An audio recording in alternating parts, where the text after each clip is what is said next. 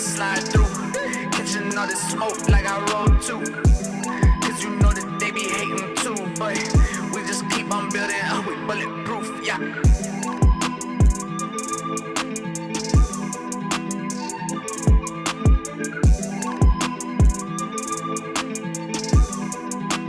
What up, y'all? Welcome back to another day in the lab. Today we are working on the Subaru right here. So the issue with this thing is I developed a random cylinder 4 misfire. So with me having that random cylinder 4 misfire, I'm not driving the car. So I've already done spark plugs. That didn't solve the issue.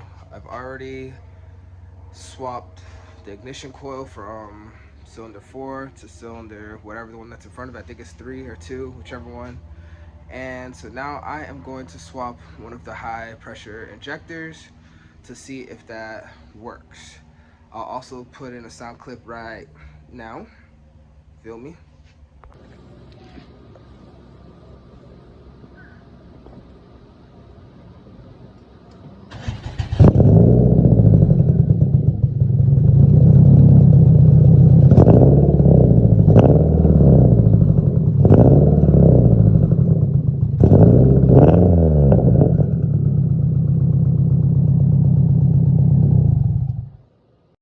So I've already started taking this thing apart.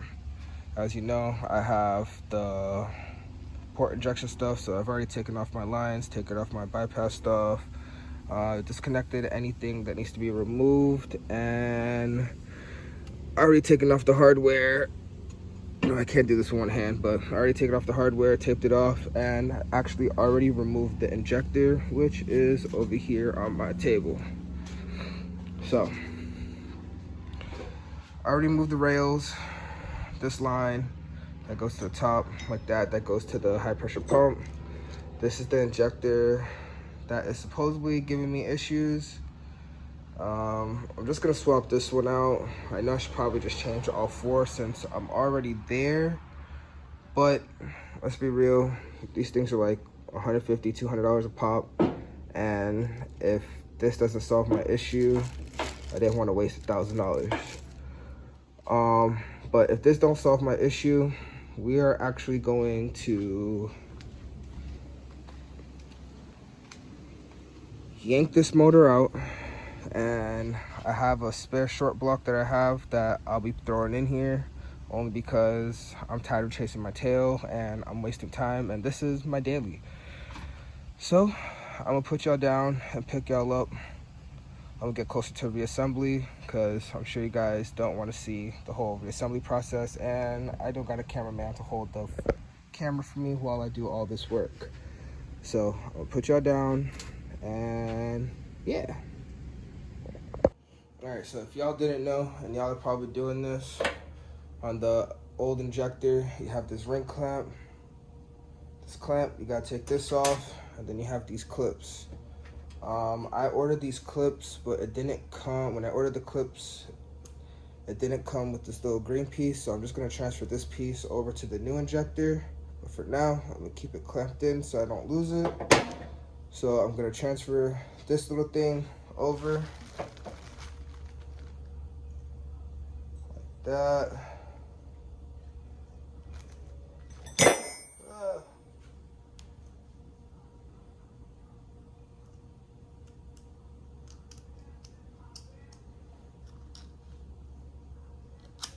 Oh, too far.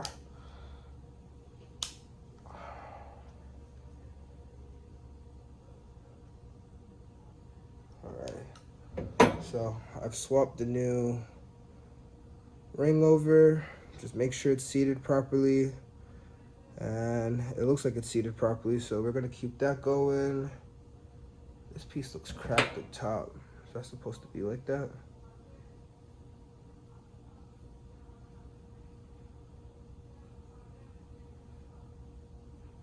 That does not look like it's supposed to be like that. Is it?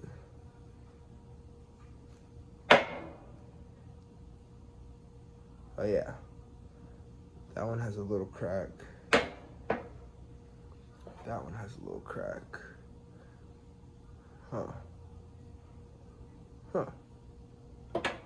Alright, well, that's the injector. Gotta slide this piece off. Pull this part off. Slide this in.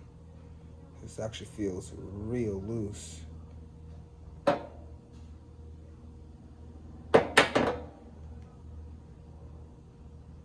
feels real loose.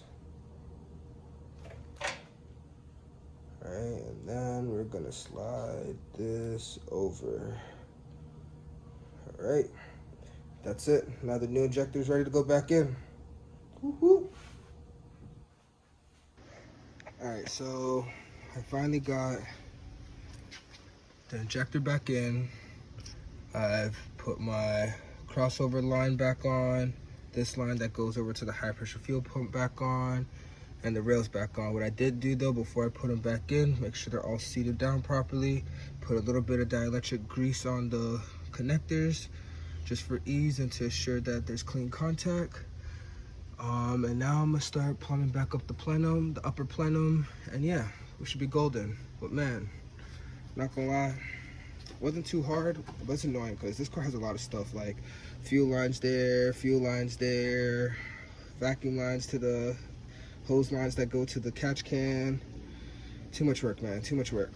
But yeah, I'll pick you guys up when I get closer to starting this thing up. And hopefully, it works. Do not feel like putting a built block in this car right now. Because I want a Motec, and I don't got Motec money. At least not yet. But yeah, but we getting there. Alright, so we're back, and she's pretty much fully assembled. I've already rebled the cooling system. I've already primed up the whole system to make sure everything is good. I'm gonna retighten all my intercooler piping. We're gonna start it and see if this issue still persists. I'm hoping this issue doesn't persist anymore because I don't feel like spending any more money. But if it's not, we get to make more power. But for right now, let's tighten up all this crap. I think this is 11. I could use a power tool, but we're not using power tools because I took the electric ratchet and I like the electric ratchet.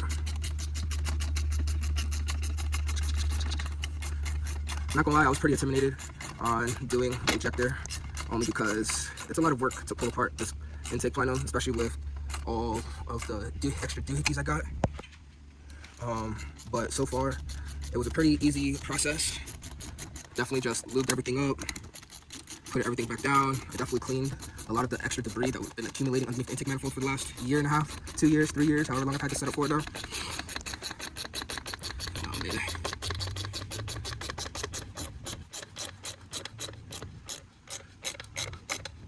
All right, Gucci. All right, let's grab all my tools off. Put them in my junk pile over here. Grab this stuff. Probably gonna lose this. Definitely need to replace that. Dielectric grease. Back there. All right, let's start this thing up. Let's see what happens. I almost forgot. Put this back. All right, let's start it up and go for a drive. Ugh. Turn the pressure up, turn the AC off. Like a glove. Like a glove. Let's check for any fuel leaks, which I don't have because when I primed it up, there's really not that much. There's not enough to do. So I had to move this one. That one's dry. Onto the high pressure one. I move this one. That one's dry. This one's dry. The return, dry. My other return, dry. All right. Let's take a quick drive and see if a hectic issue has disappeared. I'll pick it back up when we get back in the car. I'm gonna warm up for a little bit. No point of letting y'all sit here waiting for it to warm up for 10 minutes. But yeah, so far, we're in the good. All right, we are on our maiden voyage. And so far,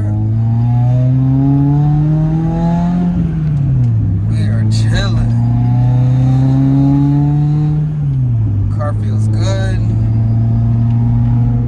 No knock, which is crazy. I don't know if y'all can see that. Knock is freaking 000 on cylinder 4. So we did something, my fellas. Oh snap, we got a cop behind us. Straight to jail.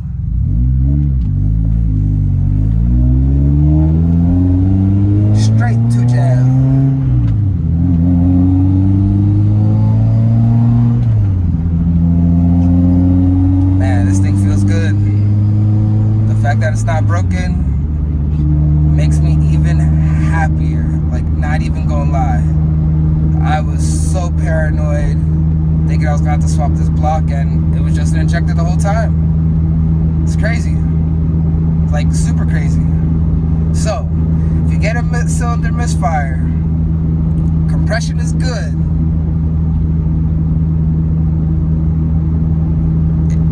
Ignition coils and you swap them and it doesn't persist, check your injectors. Because when Juan at WR Experts told me, hey, listen, I've had an injector fail on a Fa20, I was like, dude, there's just no way. Like, I've never seen anybody have a failure on a WRX, and it failed. It straight up failed. My only regret is I only changed one injector. While I was there, I should have changed all 4, but since I'm not scared to do it now, it's a walk in the park.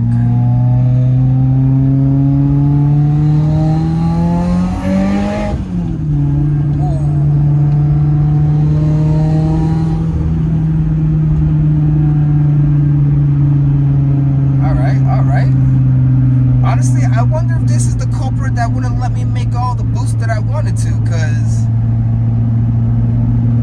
I honestly wouldn't be surprised if that was one of the main issues on why I couldn't make boost.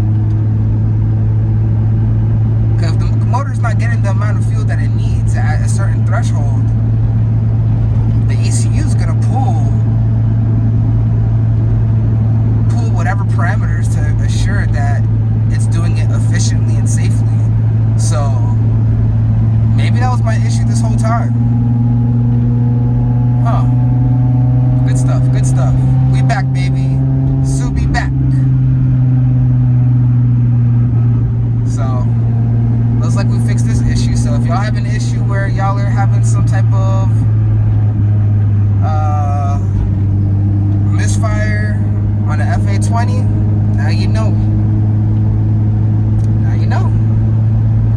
Change the injectors. If compression is good. If compression is good, then you don't gotta worry about nothing. But if compression is no good, you got bigger problems. So I'll pick y'all back up when we get to the house. Do a quick walkover on everything that we did. Make sure everything is tight. Put some zip ties on some of the vacuum lines, because I most definitely did not do that. And I gotta address the coolant leak on this car finally, but I didn't want to address the coolant leak on this thing just in case the injector didn't fix the issue. But so far, injector fixed the issue, because cylinder 4 roughness, 0. No more misfire, and it's not even like intermittent. And I know it's a short drive, but it feels fine to me.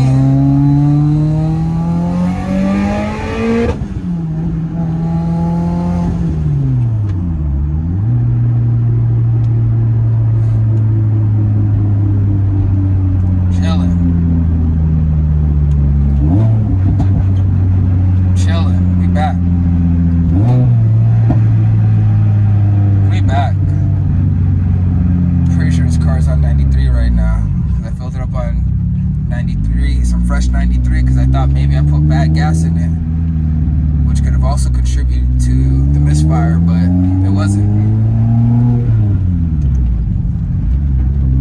So we in there like swimwear, my boys. We in there like swimwear. Alright, I'm not gonna bore you with this boring loop-de-loop that I got going on over here, and this Tundra going extra slow, like we don't got somewhere to go. One time for the boys, one time for the boys.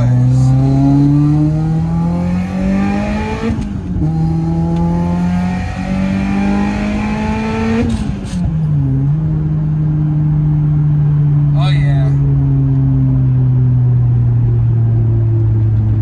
And no smoke. So maybe it was the injector this whole time. Car's good. I'm being pretty ballsy for 92 degree weather and AC on. Boy, tripping. But shoot, I'll pick y'all back up in a little bit. So far, we good. Alright, so we closing this video out with a W. Feel me? This shit, basura. I'm pretty sure I could have had that injector cleaned by one of my boys, but I wasn't gonna take it apart just to clean it and put it back, and it didn't work. I'm the type of person like, do it once, cry once. Feel me? So I cried once. Definitely cost me about $500 to do all the troubleshooting that I did. Let's be real. Like, y'all gonna say, oh, you could do it cheaper. Go ahead. Injectors, one injector was 200 bucks. I bought all four. But I only changed that one because I didn't see the point of pulling the whole thing apart, which I should have since I was already there, but I didn't. So technically it cost me like $1,200 because the injectors itself was $1,000. The spark plugs was probably like another $100 and something. What else? That's it. So car works, she running. The 100,000 plus mile Subi still lives, which is crazy. Like, crazy, because I'm not gonna say nobody has the mods I have on their car with that many mileage, but I can say nobody has that type of mileage from day one, from 0 to this mileage with this much mods and this much abuse, and they haven't gone through a motor yet. And knock on garage door, that thing holding strong. It's like the little Japanese man that built that motor put his blood, sweat, and tears in that thing, because that thing's still rocking. But I also got to give a shout out to my tuner, because he's the one that's keeping that car alive with the tune that he made, and that car's the truth. So since that car is done, I don't got to stress about that car anymore. I'm gonna finish the other block on the side. I'll probably throw a clip in of it in this video, and I could finally get back to working on the RX-7. Like, I miss driving this car, and the fact that my daily broke and I took apart a perfectly running car just to do some mods is crazy to me. But the Subi lives. Subi lives. So I'll catch you in the next one. Like, comment, subscribe, share with the homies, share with your mom, share with your grandma, share with your kids. I don't care. Share with everybody. Let's boost this channel up, because I'm only gonna show y'all what I like doing and what I like fixing and what I enjoy. I'm not here for clout. I got my own clout. To me, I have the baddest FC in Florida. Like, at least one of them. There's maybe about 3 of them. At least in South Florida, there's probably about 3 of them. And those cars are dope. But to me, this is it. Like, there is no other FC besides like the ones on the West Coast and in Texas that could probably compete with this car. But as far as the Subi goes, she one of one. Not much people with stock block is doing the crazy setup that I have. Give you a quick rundown of it. Port injection, IBR, that crap sucks, but whatever. Obviously BRZ manifold, 6062 ETS kit, and a custom intercooler kit by Treadstone. I only use Treadstone cores. I don't use anybody else. I feel like everybody else is just taking people's money when there are other options in this community that work just as great. But again, I'm done rambling, because if not, I'm gonna keep talking forever. So peace. In the car, shining stars, shifting hard, yeah.